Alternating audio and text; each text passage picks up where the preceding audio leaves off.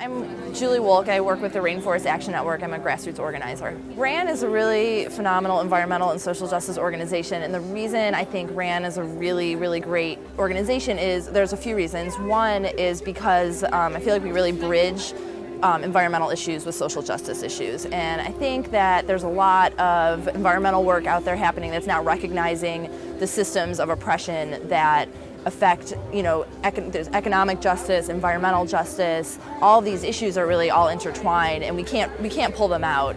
We can't just say, let's go protect trees. There are people living in forests, there are people that are affected by climate change, and usually it's people who are people of color, low-income people, and to not recognize that connection between environmental injustice and social injustice is just kind of silly, in my opinion. So I think that we do a really good job at bridging those. We just kicked off a campaign called our Stop Rainforest Agribusiness campaign, where we're working in the Amazon and in Indonesia to stop big, huge ag companies, ADM, Cargill, and Bunge, from clearing rainforests to plant huge monocrops of soy and palm oil, and now sugarcane for biofuels, ironically enough. So we're working so we come at it not just from a let's protect the rainforest standpoint and let's stop climate change standpoint, but we need to protect the rights of the people who live in these forests so that they can live sustainably and not have huge companies coming in and clearing their land. And I mean, it's everything from slave labor to to kicking people off their property to whatever it is. These issues are so intertwined that we just we can't just go out there and just protect rainforests without thinking about the human rights violations that are happening. So so that's one example of our work. We're also working in Canada to protect the boreal forest, but also, and even more importantly, to protect the rights of the native people who live on those lands whose traditional territory is being clear-cut by big companies like Weyerhaeuser, the largest lumber company in the world. So I guess another really interesting and somewhat different thing about RAN is that we are corporate focused. So instead of going to DC and passing environmental laws, we're working to push corporations so that they change their ways, and so we're looking for changes in the marketplace, because frankly that's kind of where the power is at right now.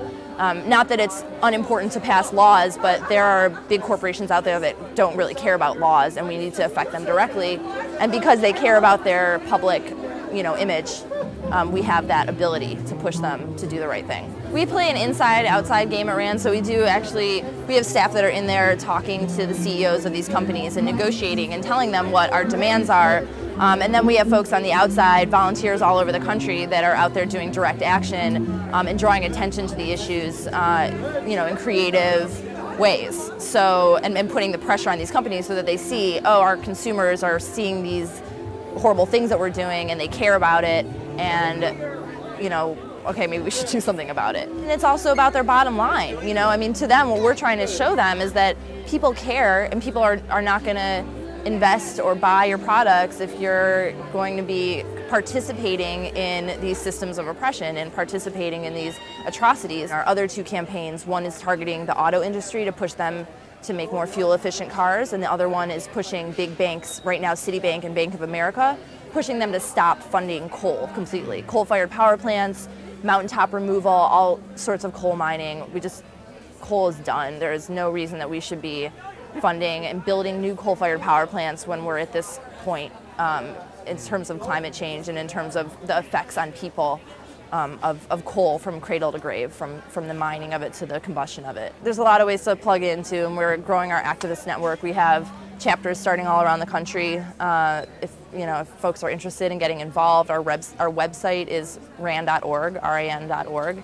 And you can email activism@ran.org if you want to get involved in a local chapter, or if you want to start your own local chapter, or get on our email list or whatever it is. There's lots of ways to get involved.